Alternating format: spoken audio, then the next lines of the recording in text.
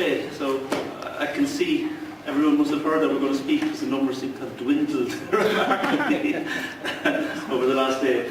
But as Lars said, my name is Tom Barry, and I promise to be short and sweet, as Lars has stressed the time with me many times. But I'm the Executive Secretary for one of the working groups within the Arctic Council.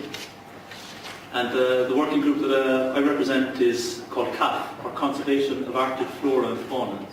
And within, because I'm not sure how familiar people are with the Arctic Council here, I see some familiar faces but not too many. So within the Arctic Council we have 6 working groups, and each working group tends to deal with a specific thematic issue. And the thematic area or focus of my group is biodiversity. And as I'm sure you're all aware, the Arctic Council is an intergovernmental forum based in the Arctic. We have members from the environment agencies of each of our ministries of each of the 8 Arctic Council countries, and the indigenous organisations sit on my board and direct what I do and what our work covers. And as you can see the map here, this green line demarcates the area that CAFF covers. And as of course anything in the Arctic regarding boundaries is debatable. This is more a guideline on the areas that we tend to work in and where our projects cover. So in order for a project to be a project within CAFF, it has to be circumpolar in nature or the potential to be circumpolar.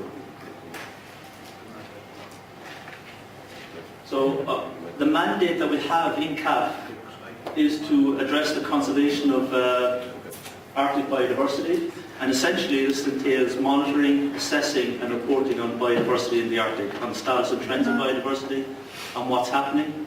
My God, it's so hot up here on the stage. But so what CAFF has is we have maybe 6 different program areas. We have a monitoring program, an assessment program, we have a communication and outreach program. We also have a global approach where we link with global conventions such as the Convention of Biological Diversity and so on. And we also try and develop a whole range of conservation strategies. When specific species at risk are identified, then we try and form a science group which will address that, develop a conservation strategy to try and protect or conserve those species or ecosystems. And we also are placing increasing focus on trying to promote and facilitate science. So for example, in this conference here, you have a parallel session dealing with young scientists downstairs, and in the same way in CAFF we have relations with the Association of Polar Early Career Scientists. So we try and encourage or find funding for young scientists to participate in CAFF work and in Arctic Council work, so that it's not always the same old faces that we try and absorb new ideas and new thinking into the work that we do. So, one of the, as the theme of this conference is sea ice. This is a challenging issue to deal with in the context of the Arctic, purely because in order to make sound policy and judgments on how to react to changes with regards to marine mammals and other ecosystems that revolve around increasing or disappearing sea ice, you need to have very good baseline information which details the status and the trends, what's happening, what the emerging trends are going to look like. And at the moment, such information is scarce in the Arctic. But what we've done within the context of CAFF and the Arctic Council is that we've started the first Arctic biodiversity assessment. And what this is doing is it's synthesizing all existing information on status and trends of biodiversity in the Arctic. And funnily enough, this is the first time such a circumpolar enterprise has been undertaken. An awful lot of the huge assessments that are taking place within the Arctic have generally tend to deal with the drivers of change, the drivers of climate change and so on, whereas our biodiversity assessment is more focusing upon those issues which are being affected by the climate change, notably the biodiversity. So we have our biodiversity assessment, which is due to be completed in 2013, and the intention is that this will form the digital baseline which will allow us in the future to assess changes and to model coming changes in biodiversity. One of the challenges in the Arctic as well is that traditionally huge assessments take place, such as the Arctic Climate Impact Assessment, which have great effect, but huge amounts of money and everything pours into these assessments and these works, but they're in nature static. So as soon as the assessment is done, it's finished, and everything has to start from scratch up again. But what we're trying to do at the moment is to try and move a step beyond that. So in parallel with the development of our Arctic biodiversity assessment, we're also developing or implementing our circumpolar biodiversity monitoring programme. And the idea is that this, when the assessment is ready, that our programme will be hopefully completed and implemented, and that would then build upon the baseline that we've created through the Arctic biodiversity assessment and allow us to develop more focused and rapid assessments or analysis of change in the Arctic. Because one of the key challenges that we face in our group is how do we shorten the response time between when information is made available by scientists and when we can make it available in a form that policymakers will understand. Because what CAFF essentially is on that divide between science and policy, where we take scientific work and try and format it and extract the information that policymakers and governments can use. One of the first products of the Arctic Biodiversity Assessment was issued last year, and this was a report entitled Arctic Biodiversity Trends, Selected Indicators of Status and Trends in the Arctic. And in this report, one of the indicators selected dealt with the sea ice ecosystem in the Arctic. And one of the key findings from this were that unique Arctic habitats for flora and fauna, including sea ice, have been disappearing in recent decades.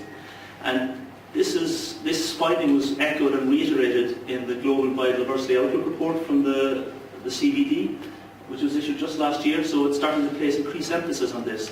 And last year, as a result of our 2010 report, it was the first time that the CBD started to pay attention to Arctic sea ice issues and biodiversity in the Arctic in general. So there's an increasing level of focus being placed on this.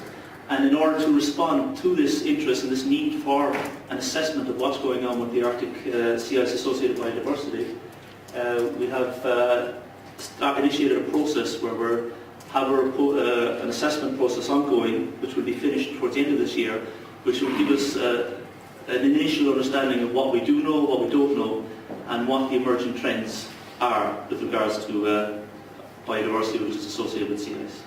So this will be an important first step in bringing such knowledge and putting it before policymakers in the context of the Arctic Council. Oops. But I was just going to show you, because I've been warned not to talk too long, and I know it can be really boring to hear about policy things and science in too detail.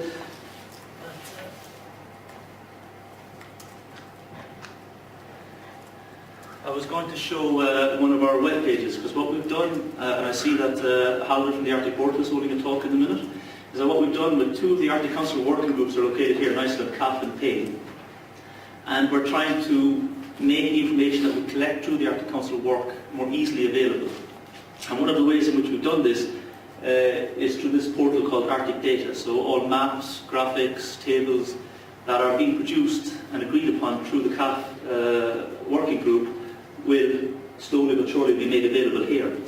And what I like about this one in particular is that here you can select the different types of Arctic species contained in this index based upon whether the sea ice is associated or not.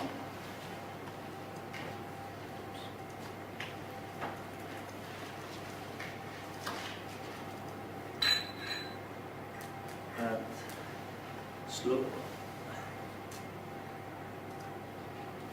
And then you can slowly but surely generate a graph which will show you that particular species, which is from eastern Hudson Bay, and you can see whether it's increasing or decreasing. And then you can also, if you scroll down that page, you can download that information in a database format or PDF file as you see fit. And this particular module, this Arctic Species Trend Index, is the Arctic component in the Living Planet Index. So it has the potential to take together all sorts of base information that scientists can use for different purposes throughout the Arctic.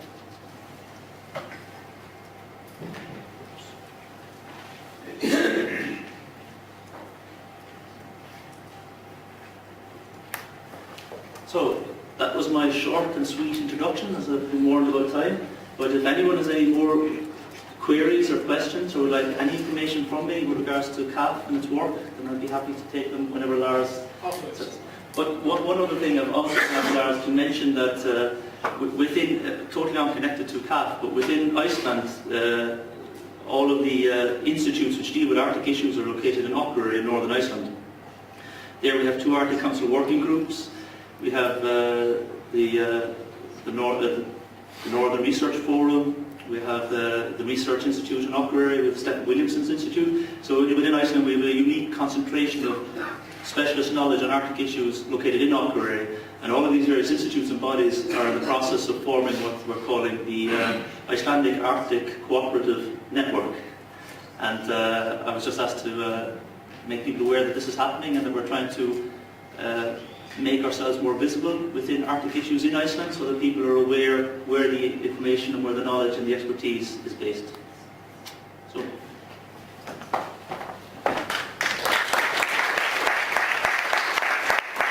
For those